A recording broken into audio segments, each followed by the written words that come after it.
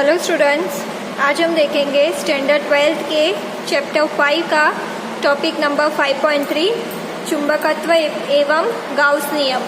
हमने विद्युत क्षेत्र के लिए भी गाउस नियम देखा था, उसी तरह यहाँ चुंबकत्व के लिए भी गाउस नियम देखेंगे। दोनों में बस थोड़ा सा अंतर है। तो चलिए देखते हैं कि चुंबकत्व के लिए गाउस नियम क्या है।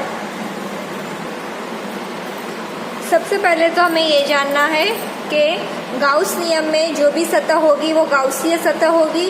और हमने पढ़ा है गाउसीय सतह कैसी होती है, बंद लूप जैसी बंद होती है। तो गाउसीय सतहों में सतह से बाहर आने वाली बल रेखाओं की संख्या इनके अंदर प्रवेश करने वाली संख्याओं के बराबर होती है। मतलब कि जितनी रेखाएं अंदर आएंगी उतनी ही रेखाएं बाहर आएगी, दोनों की संख्या समान रहेगी। मान लेते हैं कि 5 रेखाएं बाहर जा रही है तो 5 ही रेखाएं अंदर आएंगी। तो आपको ये ध्यान रखना है कि जितनी भी बल रेखाएं अंदर आएंगी उतनी ही बल रेखाएं बाहर जाएंगी। दोनों ही सतहों के लिए कुल चुंबकीय फ्लक्स 0 होगा। दोनों के लिए चुंबकीय फ्लक्स क्या होगा, 0 होगा। और यह बात किसी भी बंद सतह के लिए सत्य है। यह बात सिर्फ और सिर्फ बंद सतह मतलब कि गाउसीय सतहों के लिए ही सत्य है। हमने पहले ही देखा है कि गाउस नियम के लिए हमें गाउसीय सतह चाहिए और गाउसीय सतह मतलब कि बंद होनी चाहिए। क्लियर। अब ये 2 चित्र जो आपको दिख रहे हैं वो किस लिए है, यहाँ पे अगर रेखाएं बाहर की तरफ जाती हैं तो जो फ्लक्स होगा वो धनात्मक होगा, और अगर रेखाएं अंदर की तरफ आती हैं तो जो फ्लक्स होगा वो ऋणात्मक होगा। क्लियर है, ये चीज़ ध्यान रखनी है। अगर ये जो रेखाएं हैं वो बाहर की तरफ जाएंगी तो फ्लक्स धनात्मक होगा, और रेखाएं अंदर की तरफ आएंगी तो फ्लक्स ऋणात्मक होगा। ये चीज़ क्लियर है।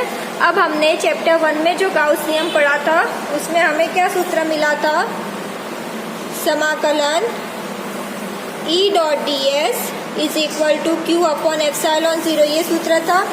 अब यहाँ पे चुंबक की बात हो रही है तो ये सूत्र नहीं लगेगा।